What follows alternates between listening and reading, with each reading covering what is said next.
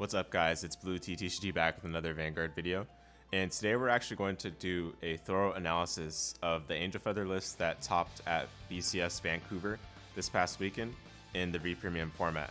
And mind you, the important context for this video is that we are in the midst of one of the worst V Premium formats in the history of the format ever since it became V Premium, and that is Tier 0 Steam Maiden, so keep that in mind guys. But the reason why I wanted to touch on this list exactly and kind of go over it is because there's a lot of similarities to the deck profile that I released for Angel Feather Gabriel OTK shortly after Hamill was banned. That was actually the first deck profile released on this channel. And if you guys haven't already checked that out, the link for that will be in the description. But I'm basically, like, when I first saw this list, I was like, wow, this guy made a lot of really smart card choices for his list that I think improve upon a lot of what the build I had was weakened. But also, there's a lot of cool tech cards that he's got going here to fulfill a strategy, to build a strategy that's really adaptable to what the current metagame is in V Premium, since it's a lot different than what it was back when I released my deck profile. So without further ado, let's kind of go into the specifics of his list. So of course we see here, he's got a 1-of Black Shiver Gabriel. This is probably the most interesting part about this list, to be honest, because usually Gabriel is the card you want to use with whatever finish you're trying to go for to fulfill the OTK. Gabriel, of course, gives your front row +10 if you put 3 or more new cards into either player's damage zone during that turn. And then it also allows you to counterblast 1, soul blast 1, return a card from your damage zone to your hand, as well as bottom deck a card from your damage zone, and then deal your Vanguard 2 damage, which of course allows you to get the 2 trigger checks necessary to get you closer to having more crits on your finisher, which of course is going to be Feather Palace since Hamill is now banned. But Feather Palace is a great alternative because this card gets huge when we are able to stack all those crits and other power bonuses onto it, because it gets an extra 20k from its seal as well as an extra crit once you have fulfilled the condition and cost of soul blasting 2 grade 3s and face downing all the cards in your damage zone. So hefty cost and hefty condition, but well worth the rewards that we reap for such a house of a finisher. No pun intended there. So the 1-of Gabriel is the reason why this is kind of interesting here is that, again, typically it's going to be the Vanguard that you want for that. But in this case, I guess it's a 1-of because he wants to ride it as the last resort right when he's going into the Feather Palace. So keep that in mind that, you know, maybe sometimes the Gabriel having it as a Vanguard throughout the whole game probably isn't as needed, especially since the next card we're about to talk about here, Malkuth the Leg, does a good job of kind of giving you some survivability throughout the early phases when you're not able to pull off the finishing turn itself, especially in this metagame. So that's why we'll talk about here the 4-of Malkuth Malek and why it kind of justifies the 1-of Gabriel. So because the image on the decklog website is kind of small for this, I'm just going to switch tabs over to the equivalent in the wiki. So here we've got Malkuth Malek. It reads, when placed on Vanguard Circle, we counterblast 2, and if our opponent's Vanguard is grade 2, we deal it 1 damage. If it's grade 3 or greater, heal a card from our damage zone. So that first ability to deal our opponent's Vanguard 1 damage if they're at grade 2, honestly, I don't know if that's really what we want to do most of the time, especially since this deck can kill from like 2 or 3 damage with relative ease. But I guess getting some extra pressure on them does put them in a position where they're a little more scared of future turns, especially if we went first. But the most important part of the skill is if you're grade 3 or greater, you heal a card from our damage zone. So that allows you to, again, get that survivability, and this card does a much better job of that compared to Metatron. And I'll bring up Metatron here quickly since I didn't pull up the image for that already. Metatron. So Metatron in V is basically similar to Malkuth Malek's first skill, where if it's ridden from a grade 3, we counterblast 2 and call a card from our damage zone. So it's still that effective heal, similar to what Malkuth Malek accomplishes if our opponent's on grade 3 already. But the reason why Malkuth Malek is better for this is because it's able to do it regardless of whether you've ridden from a grade 3. You don't want to be riding from a grade 3. You don't want to be riding a card that relies on you having ridden a grade 3 already, because it just makes it such a clunky card if you don't have that condition fulfilled already. So that's why Metatron is not being run here for that purpose, even though, you know, strictly speaking, it does a good job of this like kind of idea of stalling. But I would say that it makes a lot of sense to run the Malkuth Malek instead, especially when we look at the second skill, which reads, Soul Blast 1, call up to 3 cards from your drops in the Vanguard Circle, and 3 of your front row gets +5 until end of turn, and as if that wasn't enough, you also deal your Vanguard 1 damage. So again, makes a lot of sense that he's running Malkuth instead of running the 4 copies of Graveil. And honestly, it's such a wise idea, I think, for this kind of deck, because it recovers cards from your drop zone, it gives your front row +5, and it deals itself 1 damage, which all gets you closer to getting your Feather Palace to a bigger number, just in case you want to fulfill that OTK on an earlier turn before you see the Graveil, which I guess was the whole idea behind running this card in the first place to have 4 copies. So huge respect to this person for having some great knowledge of the clan and deciding to run the 4 copies of Malkuth. Super interesting and super effective from what it would sound like. And then of course 3 Feather Palace. Now probably the interesting part about this is the fact that it's 3 copies instead of 2.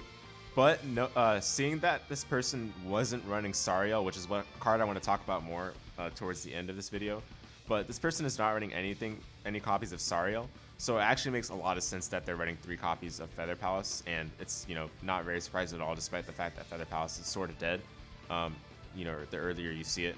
Although, you know, that being said, once you get the Zerachiel stacked, then Feather Palace is no issue to see at all in your hand, because you can just keep it in your hand until you're ready for it.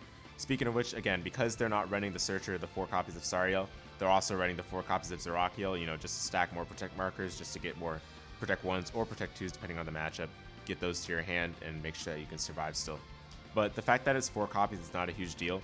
I did run 4 copies at one point in my own build, but I reduced it to 3 because I found that finding it with Zerachiel or getting it into the drop zone and then putting it into the damage zone with Scaling Angel was relatively consistent and allowed me to be a little more greedy in terms of getting the ratio down to 3 to make more space for the important cards that are more flexible than Zerachiel is. That being said, Zerachiel is still fantastic, and you obviously need it in order to get Feather Palace to become a good card, a good finisher as it's supposed to be.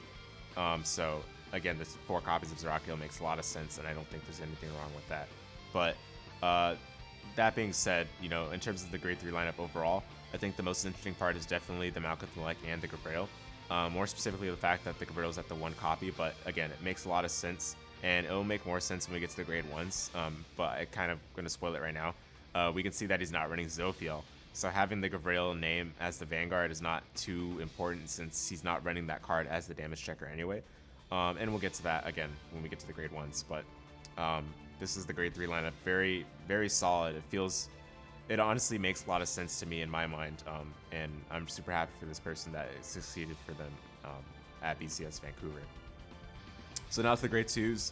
The grade 2s are honestly super low. This seems like a risky grade 2 lineup, I'm going to be really honest, especially considering that you've got really only 1 reasonable grade 2 to ride.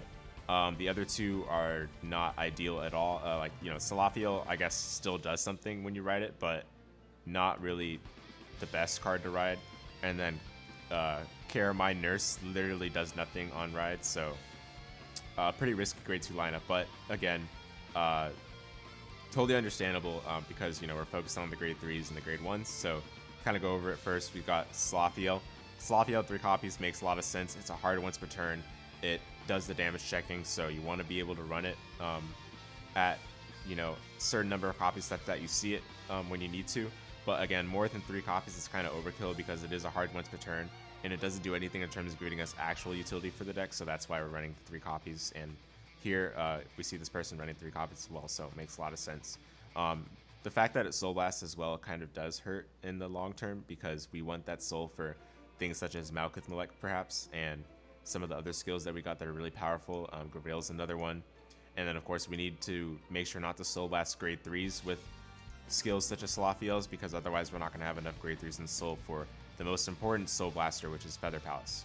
Of course, we're going to be using the Zerachiel's to kind of counterbalance that, so it's not going to be that huge of a deal for what this deck does, but you know, it makes a lot of sense once again to have the Zerachiel at 3 copies. It's also a beat stick, so it just doubles as being a great card for this kind of combo deck. And then 4 copies of Zerachiel is really self-explanatory. I think this person definitely knows what they're doing, so I don't think there needs to be any super deep analysis about that one. The card that's the most interesting to me here is actually Care My Nurse. This card is actually super good, and I'm not surprised at all that in the least that this person is running this card as a card that can get to high numbers, because, you know, the whole point of this deck is to kill in that late game. That's where this deck really excels. And having a card like Care My Nurse, since the image is, again, pretty small, I'm going to pull up an image from the wiki here.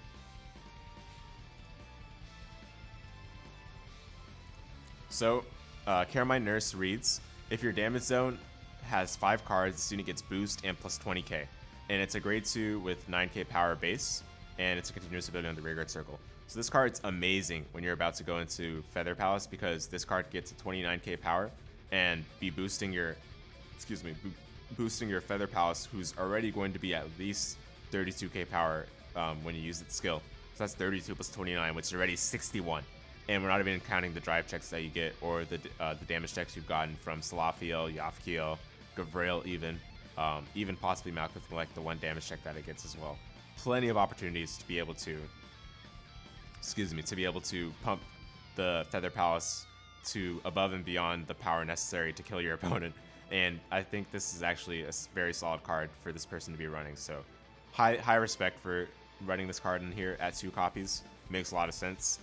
But again, it's pretty risky to not be running the Zerachiel, because I feel like there's a lot of ratios that could be slightly fine-tuned or adjusted to make space for Zerachiel to make things a little more like fluid and consistent, you know, without having to up the ratios in these a ton. However, it does make sense in some respects, because Zerachiel itself costs Soul Blast, and Soul Blasts are really valuable, guys, for this deck. You need to be able to have them, of course, for the Feather Palace, for the Zerachiel, for the Gavrail, even for Malkuth, but like, which is like an additional card that Soul Blasts that I wasn't running personally. So it's necessary to have that soul saved up, and I think that not running the Zerachiel was probably not that like bad of a thing in the long run. But if I were looking at this deck and, you know, trying to make some adjustments in hindsight, that's probably what I would have done. But this person was the person that topped, not me. So I'm not in a position to instruct them how to build their deck. But, you know, the grade 2 lineup is very interesting here. I do think that Zerachiel, oh yeah, for those of you that don't know what Zerachiel does, let me just pull it up. It's, you know, Candle Celestial Zerachiel. It is a Celestial card, which is pretty funny. But anyway, this is a grade 2 with Intercept and 9k power. When it's placed from anywhere on the Vanguard or Rearguard circle, it does not matter from hand, from whatever. So it does trigger from Malkuth skill, most notably. You counterblast 1, Soul Blast 1, search your deck for 1 normal unit, put it into the damage zone, shuffle your deck, put a card, choose a card from damage zone, and heal it. So when you say 1 normal unit, that's any normal unit, guys. That's any normal unit. So that means we can put Zerachiel, we can put the 1 of Gavrail, we can put Feather Palace, we can put literally anything. Which is why I feel like this card is so good to have in such a deck like this, where we're trying to assemble the combo pieces at the right time to kill off our opponent. Even at 3 or 2 copies, I think this card would be really good for this build that this person was running. But alas, they were not running the Zerachiel at all and decided to up the ratios of the key cards that were in the grade 3 lineup, so that's understandable. And the second ability is not really as important, but if your damage zone is 1 or less face down cards, it gets boosts. The problem with this is that when you face down all the cards in your damage zone with Feather Palace, this is not going to be online anymore, which means if it's currently boosting a Feather Palace or some other card maybe in the future, it will no longer add its power to that card, because it's no longer a boosting unit. It no longer has boost to be able to fulfill that condition continuously throughout the battle step. Alright, so grade 2s, looks like that's all said and done. Let's go into the grade 1s, of which this person was running 12 here. This is probably the most interesting and smart card that this person is running in the grade 1 lineup. I actually considered this card for my Celestial list that I took to locals this past weekend, but I didn't have enough time to test it out. Basically, this card is very good for kind of counter meta-ing. I don't know the best word to describe it. Basically, you're metagaming against Steam Maidens, because Steam Maidens have some nasty guard tricks if you use cards from hand. But this card allows you to give your grade 1s or, you know, grade 2s or whatever that's in your back row the ability to intercept from the back row. So that means you maybe, let's say you have a Nakir that's in the back row because it boosted in a previous turn. You can use that Nakir to intercept thanks to Cure Basket Angel, and that way you're using less cards in hand just in case, you know, you need to save those cards for later turns, because this is a combo deck after all. And the fact that on place from the Vanguard circle you discard a card and draw a card means that you also get some slight cycling going second and going first. Of course, going second, you're able to just cycle the Quick Shield for another card, or you can decide to discard something else like a Zerachiel for later use with Scaling Angel. So all those are great options, and I feel like this card is just phenomenal in general. Can be slotted as a 2 of. I think 2 of is the perfect ratio for a card like this, because it's not a card you really want to be activating that many times in a game. But the fact that it also gives you Soul as a cost means it's terrific for all the purposes that fulfills, especially in a deck like this that really needs the soul in order to, you know, execute all the combos that we like to do for this deck.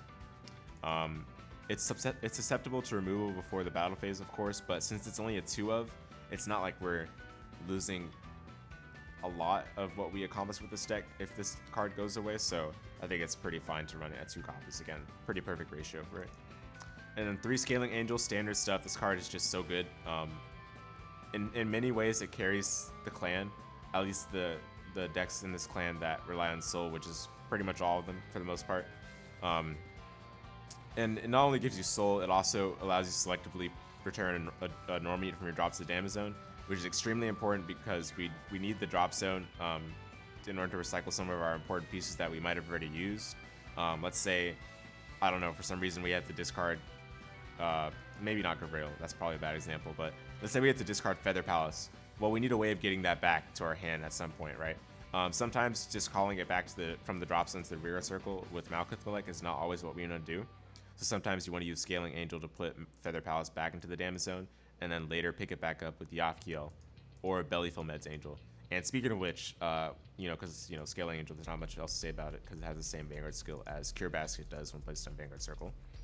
Speaking of which, Bellyful Meds Angel, probably one of the best, and this card continues to amaze me every single time I build a new V-deck for Angel Feather. One of the best grade 1s that we have in the entire clan in this format. It's just so good. It gives you soul. It swaps for free. It doesn't require a counterblast initially, so that means it can net counter charge for you. You know, it's a hard once per turn, but that's the price you have to pay for such a good card like this that's generic and does all of this in one card. It's so good. And the 3 ratio, again, perfect ratio for a hard once per turn card like this. And we're not really longing to see this from turn 1. We just need to see it at some point because it really helps out with getting cards like Zerachiel from our hand into the damage zone, or Feather Palace from our damage zone to the hand, or Gavril from the damage zone to the hand, or things like that. And the fact that we can also we can use its skill, you know, put it into the soul blast it out with something like Malkuth Malek, and then call it back out with Malkuth Malek, and then use it for a future turn. So good, guys. It's just really amazing. And don't forget that Cure Basket Angel can also be brought back out in the same way after you put into the soul and then soul blast it from a later turn. Bring it back out for some more shenanigans because Malkuth Malek is like an engine in that regard. It brings back some units that you've already used for resources such as soul blasting or by their own skills. So this is just so good to run in the deck, Bellyful Meds Angel. And again, huge respect to this person for finding the synergies between Malkuth Malek and some of the other Angel Feather cards, because I do think pure Malkuth Malek as a deck, like, you know, using Protect 2, is not the best usage of the card. It's a good card. It's a good deck, mind you, but this deck is probably the combination of the best cards that we have available in V Premium nowadays. And, you know, I've always been a huge advocate for Feather Palace and Gavril because, you know, Hamiel, despite being banned, this kind of strategy is still very effective. It's just that I think a lot of people didn't really take particular liking to it necessarily because they thought it was like kind of random or sacky. But I do think this kind of build makes best use of all the elements that are strong about such a strategy and kind of covers up the weaknesses in the early and mid game with cards such as Cure Basket Angel and multiple Zerachiels and even Malkuth Malek itself, which allows you to kind of soak in some extra damage thanks to its ability to heal a card from your damage zone on place. So just some amazing synergies going on with this deck. And then the 4 of Nakir is kind of self-explanatory. You really need it to be able to get the grade 3s. Plus, since you're able to discard something like Zerachiel with it, you're able to put that in the damage zone again with Scaling Angel and then go from there. So awesome stuff there. Now, one card that is missing, interestingly, from this grade 1 lineup is Zophiel. And I kind of mentioned this earlier. But basically, since Malkuth Malek doesn't have black in its name, right? So, and that's the Vanguard will have most of the game. So running a card like Zophiel in his build exactly is definitely not a good idea because it's just going to be breaking your hand to dear heaven. And, you know, sometimes, you know, you don't really need the extra damage checker. Sometimes just having more power behind the Feather Palace is better, especially since Feather Palace is going to be used later into the game. So it makes a lot of sense to just have other grade 1s in place of the Zophiel for this exact build. I'll definitely be taking that into account in the future myself. The on hit to draw card I really love personally, but the fact that we do have extra copies of something that does something on Vanguard Place on the grade 1 ride with Cure Basket Angel, I think, you know, we don't lose too much from an on hit draw card, since especially this is only really active going second, and these other cards that do stuff on grade 1 ride are also very good going second. They're at their best when going second, because you can just discard the quick shield and draw a card for free for more cycling. So, you know, not much loss by not running Zerachiel, so it makes a lot of sense. The only thing you're really losing is the ability to get a free counter charge and add another card from damage under your hand by discarding a card from your hand. But we don't really need the extra damage check necessarily, because we just have enough of these other cards that do similar things, and we need space for them as well. So the Zerachiel not running it kind of makes a lot of sense to me, but I am a little bit sad that this person wasn't running Zerachiel, because I do think that could have freed up some of the space here, but it's not a huge deal in the long run. The trigger lineup's pretty standard here. There's nothing too much to talk about it here, other than there's one interesting aspect of it, I guess, which is the fact that there's 1 crit sentinel and 3 draw PGs. This deck doesn't really need draw power, so it kind of makes sense that, or it doesn't need a lot of draw power, I'd say. It does need draw power, but it doesn't need a lot of it. And it certainly does not need that many PGs, so especially if you go protect 1. So yeah, I think that makes sense to run 3 draw PGs and 1 crit sentinel, just to have that extra crit for when we go into the damage checks to pump up Feather Palace.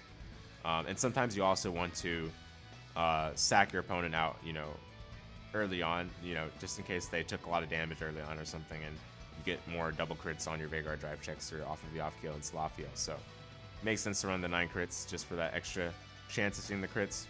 The 4 Heal Guardians, you just have to run them these days. Like I know I used to run some 20k shield heal triggers, but I think you have to run Heal Guardians these days, so it makes a lot of sense, and then the rest is self-explanatory.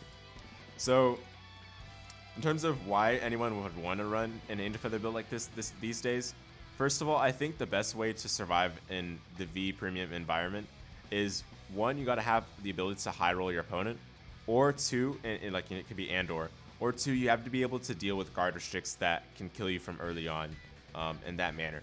Basically what I'm saying is you have to be able to high roll your opponent, or you have to be able to survive your opponent's high roll. And I think this deck can do both of that effectively, thanks to the fact that we can also run Protect 2 just as simply as we can run Protect 1. And the fact that Zerachiel gives you so many free Protect markers to stack, and it could be Protect 1 or 2 depending on whether you're facing a Force deck or an Excel deck, or if you're facing Steam Maidens, for sure you should probably still pick Protect 2, potentially. Depends, really. It depends on whether you can build enough grade 2s that can intercept, or grade 1s with Cure Basket Angel. But they're all great options, Protect 1 and 2. The fact that we can build them quickly with Zerachiel means that we're a lot more flexible than some of the other Angel Feather builds in V Premium. Kiriel is also kind of equally good in this manner because it can spam Protect markers, but sadly it only works with Protect 2.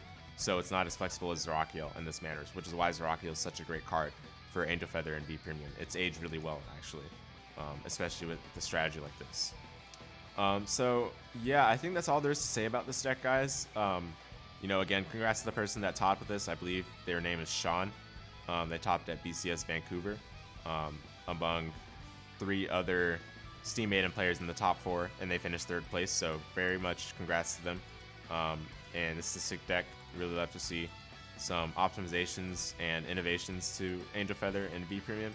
Hope to see more from them in the next phase of the BCS circuit, or whatever the next phase is called. I'm not sure what it's called.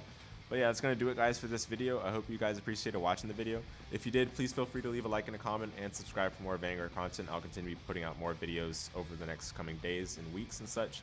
So look out for those, and I'll see you the next time. Thanks for watching.